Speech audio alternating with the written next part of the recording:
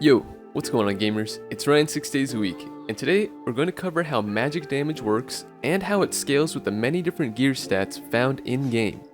I really do suggest you watch through this video, even if your class doesn't utilize magic damage, since there's a good chance that you'll be needing to sell a high value magic item in the future, and you definitely want a fair price. To begin, the first thing we're going to cover is your character's output magic damage. So basically the calculation that happens before we look at our enemy's resistances and any locational modifiers such as headshots or limb shots. The output magic damage equation takes into account 4 variables: your base magic damage, magic power bonus, additional magic damage, and true magic damage. We'll go over each of these real quick, but I'm sure you can already kind of piece together which gear enchantments relate to each variable. Base magic damage is exactly how it sounds. It is the base damage of the spell or skill you have activated. The exact numbers are now found in the game's tooltips as well. Do pay attention to the wording, since some damage over time spells will have their base damage set by either a per tick rate or across the total duration. Magic power bonus, which you can see from the equation is a percent multiplier applied to your base magic damage, is a derivative of magic power and ultimately will. Do take note here that magic power bonus does not increase your additional or true magic damage. This will be important later on. You may also have noticed that there is a slight mix-up in terminology in the game's gear, as at this current time, magic power bonus does not exist as an item roll. The flat percent addition to magic power bonus is actually named magic damage bonus. Just use this interchangeably with magic power bonus for now, since it does the same thing. So, how does this relate to magic power shown in the line above and will, the main magic damage attribute? Well, each point of will gives you 1 point of magic power, and each 1 point of magic power increases your magic power bonus anywhere from 5% to 0.5%, depending on how much magic power you currently have. You can always see this percent in your character's stat page as you swap gear in and out, or you can check the wiki linked below for an updated graph. Now, additional magic damage, which again is not increased by magic power bonus. It's just a flat increase to your magic damage that is affected by locational modifiers and resistances. We will get more into that in the next section. One big note here is that the magic damage from your catalyst, so think your spellbook, crystal ball, or magic staff, is not additional magic damage, and instead it's added to your base magic damage of your spell. So it does increase with your magic power bonus, magic power, and of course will. Lastly, we have true magic damage, which is similar to additional magic damage as it is an overall flat increase, but unlike additional magic damage, it will instead ignore enemy resistances and locational modifiers, like headshots or limb shots. Now, there is this bit of a special case regarding a specific stat called weapon magic damage, which you'll find on the crystal sword. This weapon magic damage is only utilized on the sword's basic attack, and will actually be entered in as base magic damage in the output magic damage equation. So, the crystal sword's magic damage portion of its basic attacks will indeed benefit from magic power bonus, plus additional magic damage, and plus true magic damage, only when attacking with it. So, that means it offers plus 0 additional magic damage for casted spells and skills, since it lacks the plus magic damage stat line that the other magical catalysts have. Alright, now let's get into the complete magic damage equation, which takes into account enemy locational damage modifiers and resistances. First, let's break down locational damage modifiers, which can be up to a plus 50% damage bonus on headshots, or down to a minus 50% penalty on hands and feet. When applied, this will affect the entire equation except for the plus true magic damage part. So, the calculation now looks like this. However, this is only when location damage is applied, which doesn't always happen with some spells and skills. To better understand what can or can't headshot, or well limb shot, we will need to sort magic damage itself into 4 classifications. We have on hit magic damage, so magic damage applied by an enchanted physical source, like melee attacks, range attacks, or thrown utility, so think Ignite, Blow of Corruption, and Smite. We have projectile magic damage, which is any casted magic with travel time, such as magic missiles, ice bolt, or shadow bolt. Area effect magic damage, which is a magic damage that is applied to a designated area and all targets within that area, like Thunderstrike and Locust Swarm.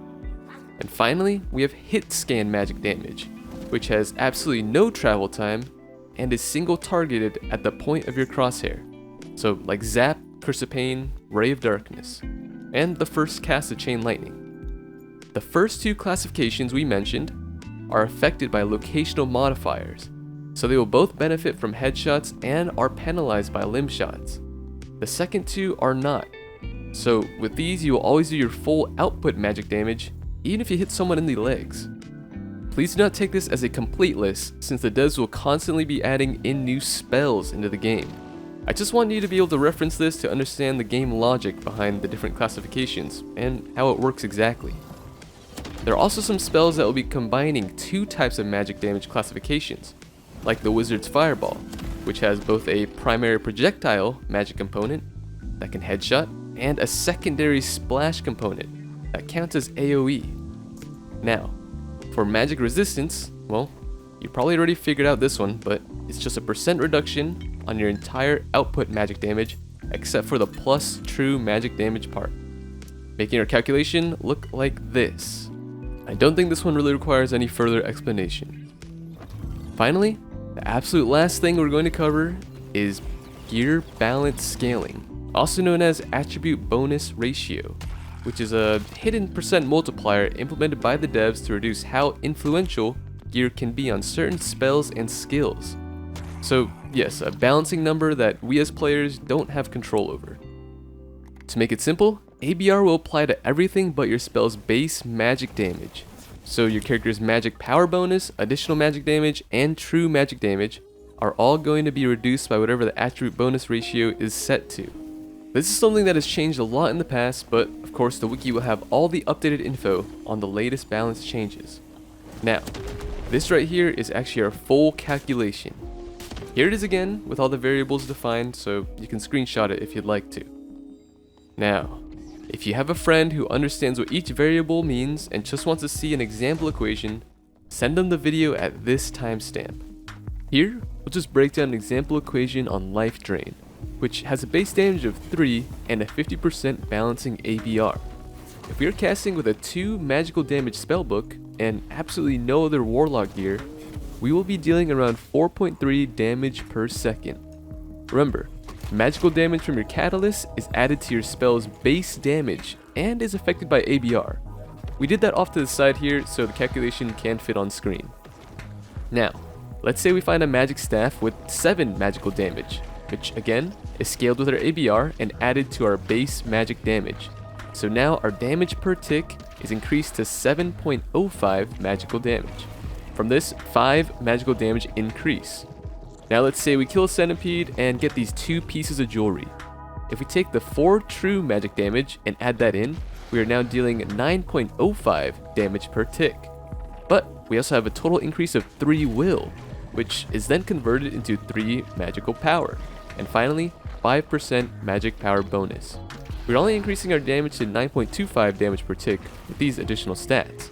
Bottom line here is that changing our magic catalyst to the staff increased our damage the most, with additional and true following closely behind. That doesn't mean magic power bonus is completely useless, as it definitely has a more noticeable effect on spells with high base magic damage, like Chain Lightning or Thunderstrike.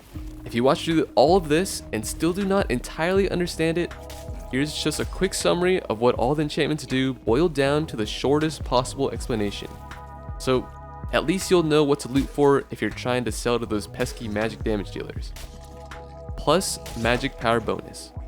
It's a % increase to your base magic damage. On gear, it's currently referred to as magic damage bonus. Magic power. This converts directly to magic power bonus along a curve with diminishing returns the higher you go. An updated graph can always be found on the wiki. Will. Each point of will always converts to a single point of magic power, but it also gives some other benefits like magic resistance, buff and debuff duration, and most recently, magic interaction speed. Again, in terms of just damage, this is what the conversion track starting from will looks like. Plus additional magic damage. This is a flat increase to your magic damage that is not empowered by magic power bonus, but is affected by both locational damage modifiers and magic resistance. True magic damage. Also a flat increase to your magic damage that is not empowered by magic power bonus, and completely ignores the effects of locational damage modifiers and magic resistance. And finally, though it isn't a gear enchantment, we have attribute bonus ratio, ABR, which is a hidden balancing modifier that is implemented by the dev team to balance the scaling of some spells from gear enchantments. So magic power bonus, additional magic damage, and true magic damage. Alright, I know that was a lot, but thank you as always for watching. I hope this video helped you understand how magic damage works in this game, since some builds can definitely be more impacted by high-end gear than others. If you have any questions at all, please comment them down below or find me on Twitch Tuesdays and Thursdays, and I'll do my best to answer them. Again, thank you, and I'll see you in the next video.